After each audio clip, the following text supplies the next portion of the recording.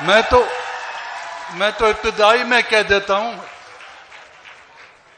और पश्तून मंजूर पश्तून ने जो बातें की हैं उसका तो कटेगा ही कटेगा, हमारा भी जरूर कटेगा। लेकिन पाए के जो यहां पर वकला बैठे हुए हैं उनसे मेरी गुजारिश होगी कि भाई केस हमारा लड़ना, फीस हमारे पास नहीं होगी।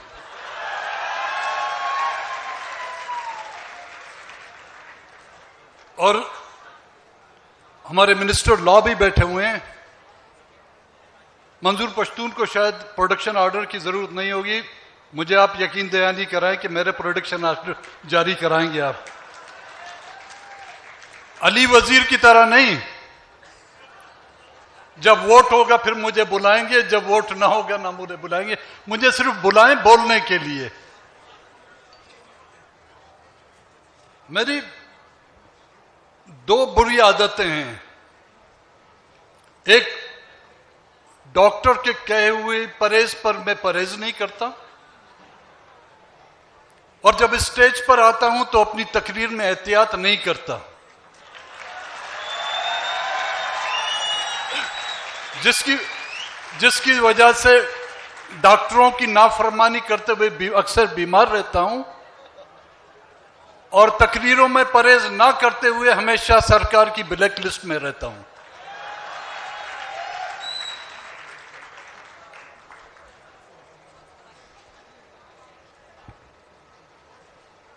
हमारा तो खैर है, आप जो बैठे हुए हैं वो अपनी खैर माना है, क्योंकि इस मुल्क में बोलने वालों को नहीं, सुनने वालों को भी उठाया जाता है, देखने वालों को भी उठाया जाता है, चाहे वो इंसान हो या सीसीटीवी कैमरा हो, उसको भी नहीं बख्शा जाता। लिखने वाले हाथ काट दिए जाते हैं, बोलने वाली जबानें हमेशा और हमेशा के लिए बंद कर दी जाती हैं।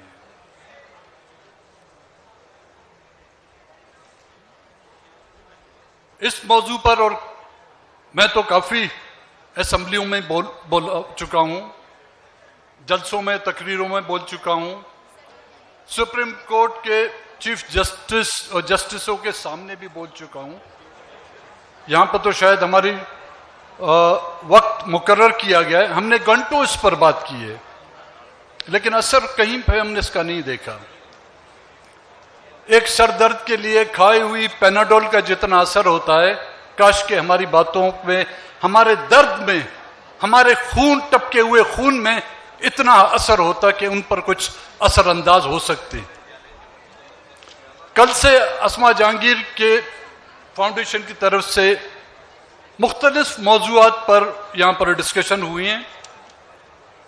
उसमें आइन और कानून, पार्लियामेंट, जमहूरियत, मईशियत, अदलिया का किरदार, इदारों की जिम्मेदारी और उनकी मुदाखलत और अदम मुदाखलत, बुनियादी हुकूक और इंसानी हुकूक, सहाफती आज़ादी, इन सब पर बहस हुई है। सवाल यह पैदा होता है कि जिन मौजूआत पर हमने बहस की वो किसके लिए? ये दर हकीकत उस खित्ते और उस इलाके में जहां पर इंसान बसे जाते हों, जहां पर इंसानियत पाई जाती हो।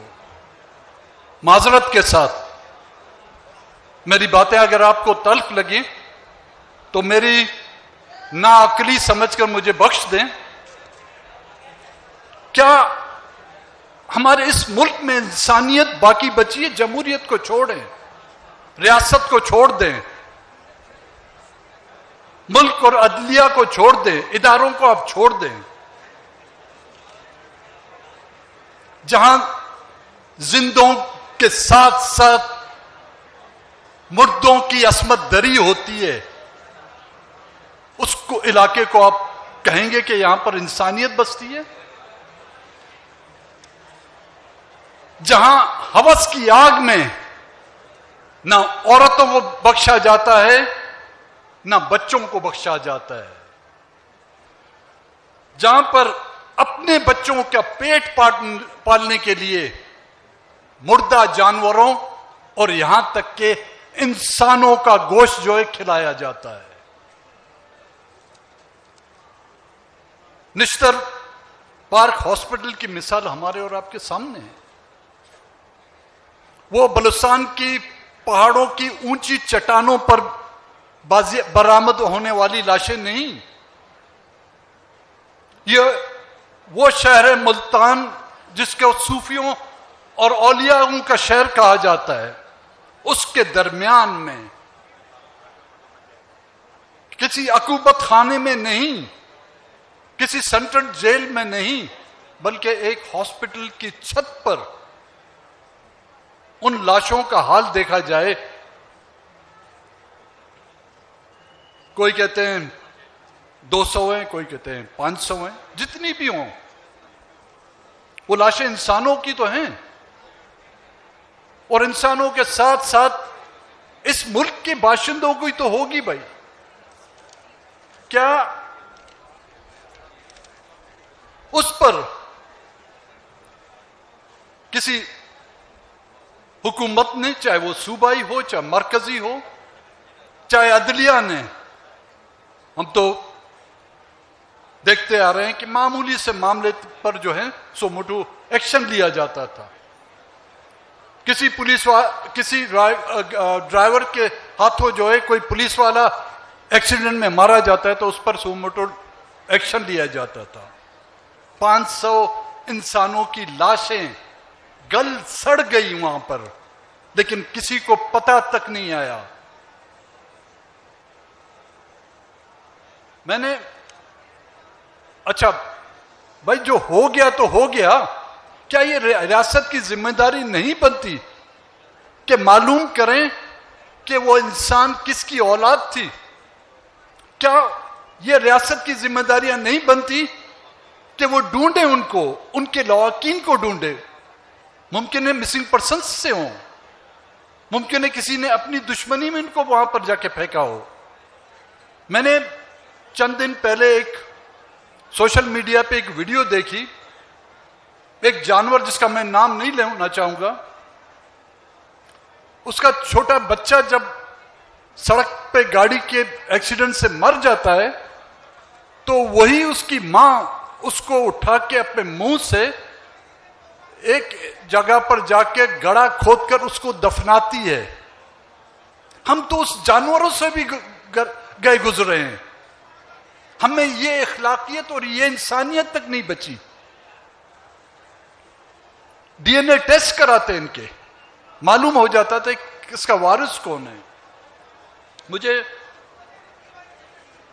कई अरसे पहले जर्मनी जाने का इत्तेफाक हुआ, जहां पर इनके जो कैंप्स थे उस जमाने के नाजियों के कैंप, फैमिली के साथ गया था इलाज के लिए, तो उनको विजिट करने का मौका मिला। तो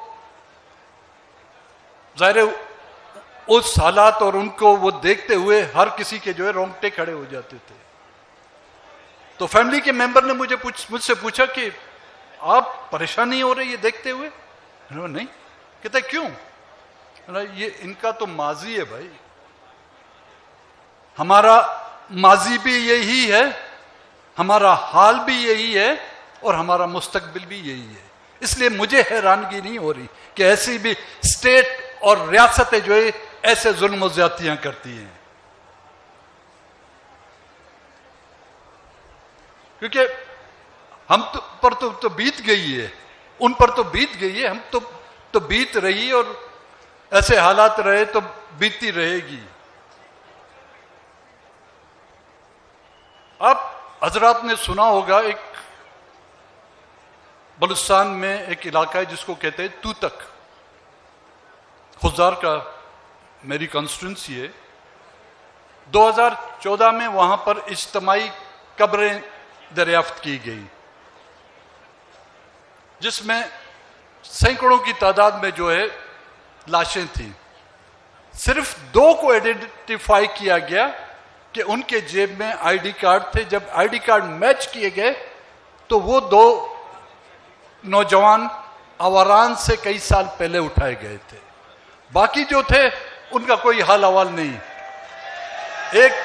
एक इज्तिमाई कब्र से निकालकर उनको जो है नामालूम कब्रिस्तान में दफना दिया गया। हमारे एक जानने वाले थे, वो भी रिहायश पजीर थे तूतक में, हाजी अब्दुल्ला नाम के हमारी पार्टी के थे। वो खुद दुबई में ट्रक चलाते थे। एक बेटा उनके साथ वहां पर होता था, 2 बेटे यहां पे थे। उसके दोनों बेटे उठा लिए गए। उसकी उन बच्चों की वालिदा ज़हनी मरीज बन गई आज दिन तक। वो खुद दुबई कारोबार छोड़कर यहां पर आया। 2 बार उसको जो है फालिज के अटैक हो गए। इसी इंतजार में 9 साल वो और उसकी घरवाली तकती रही दरवाजे पर, वो नजरें जमाए बैठी रही कि कब वो उसके बच्चे आएंगे, लेकिन वो ना आए। और वो जो है चंद माह पहले वो खुद ही इसी आस में इस दुनिया से जो है चल पड़े। एक और मिसाल, 2 ही दिन पहले मैं आप लोगों को, ये नहीं कि आपको पता नहीं होगा, शायद किसी को पता नहीं होगा, 2 दिन पहले क्वेटा में मिसिंग पर्सन्स के हवाले से एक एहतजाज हो रहा था। एक ज़ईफ खातून जिसका बेटा 8 साल से गायब था, उसके पास इतने पैसे नहीं थे कि वो एहतजाज में आके शिरकत करे। उसको ये पता था कि उसके एहतजाज की शिरकत में उसका बेटा वापस नहीं आएगा। उसने कई एहतजाजों में शिरकत की होगी, लेकिन वो अपने आप को तसल्ली देने के लिए जब वहां पर जाना चाहती थी, उसके पास पैसे नहीं थे किराए के। उसने मस्जिद के सामने खड़े होकर लोगों से भीख मांगी। उसने भीख मांग के, लोगों ने जब उसको भीख दी तो उस पैसों से उसने किराया करके उस एहतजाज में जाकर शिरकत की। आज हम कहते हैं कि ये आजादी के नारे क्यों लग रहे हैं?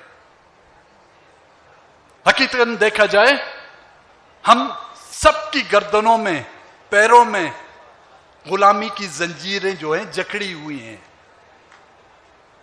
फर्क सिर्फ इतना है, हम उन जंजीरों की आवाज से चीखते हैं, रोते हैं, चिल्लाते हैं, लेकिन माजरत के साथ कई ऐसे लोग हैं जो इसी जंजीर की खनखनाहट से जूमते हैं, मदोश होते हैं। हमें कहा जाता है कि कबायली निजाम, मैं कबायली निजाम को डिफेंड नहीं कर सकता, नहीं करूंगा, लेकिन कबायली सिस्टम में भी कुछ असूल होते हैं, पुरानी दुश्मनियों जिसमें कत्ल होते हैं एक दूसरे के।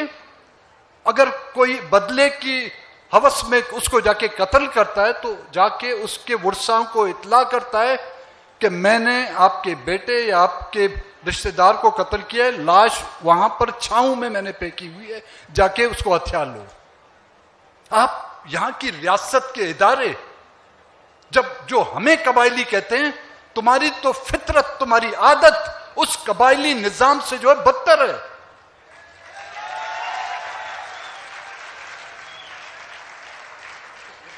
यहां पर जो आया था, पश्तून स्टूडेंट्स ने आके हमें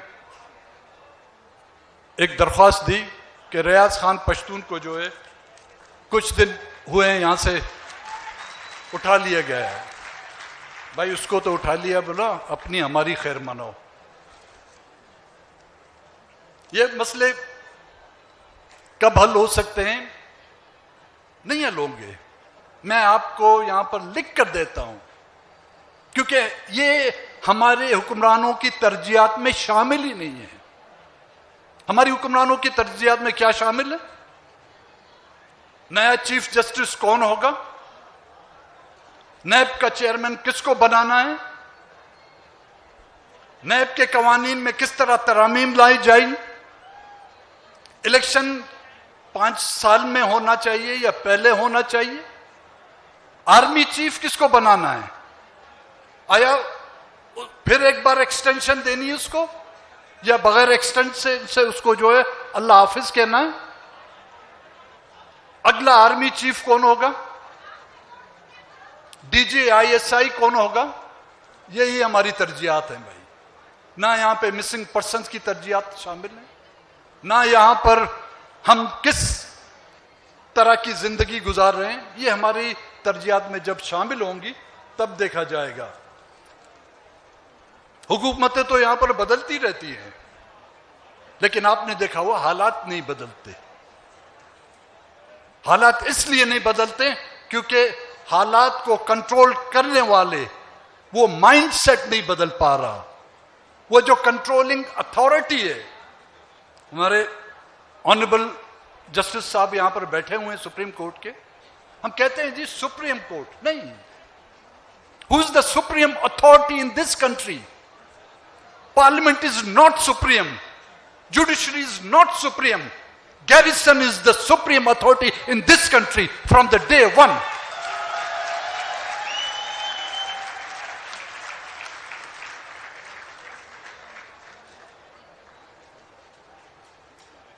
कुछ 2 दिन पहले इनफोर्स डिसअपीयरेंस के हवाले से एक बिल आया, पता नहीं कहां से घूमता फिरता। जब जहां पर वो बिल जो डिसअपियर या गायब हो जाता है तो हमारे बच्चे कहां से बाजियाब होंगे। बड़ी मुश्किल से वो लाया गया। उसमें भी एक शिक थी जो तारड़ साहब की मेहरबानी और हमने जो उनको याद दहानी कराई 514, हमने कहा जी उसकी जरूरत ही नहीं है, क्योंकि अगर उस शिक को उसमें डाला जाता तो आप मिसिंग पर्सन के लवाकिन के लिए इंसाफ के दरवाजे पर एक तख्ती लगाते थे कि यहां पर आने से एहतियात बरतें। क्योंकि आप उस पर तो वो लगा रहे हैं कि जी अगर आपने एफआईआर काटी तो 5 वो बाजियाब हो ना हो, लेकिन 5 साल की सजा आपके लिए लागू होगी।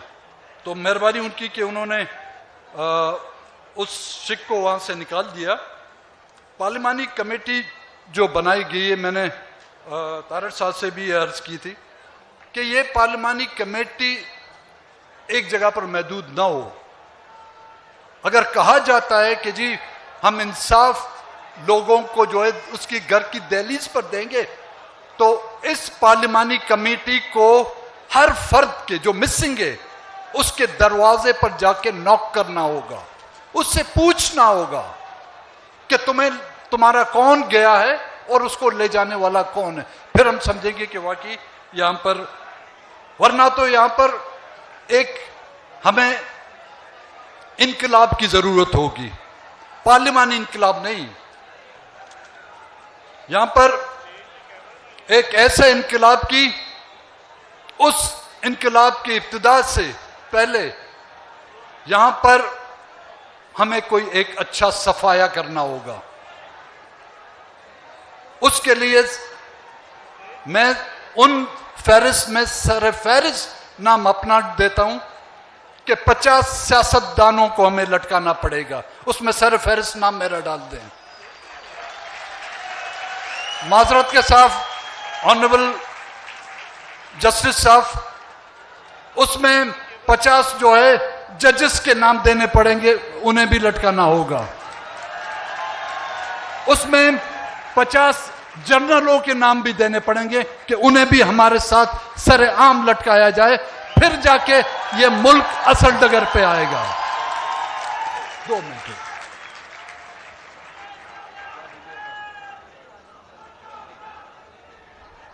देखिए, हम आपके साथ चलना चाहते हैं एक बराबर शेरी के, जहां पर भी आप ले जाएं हम आपके साथ चलेंगे।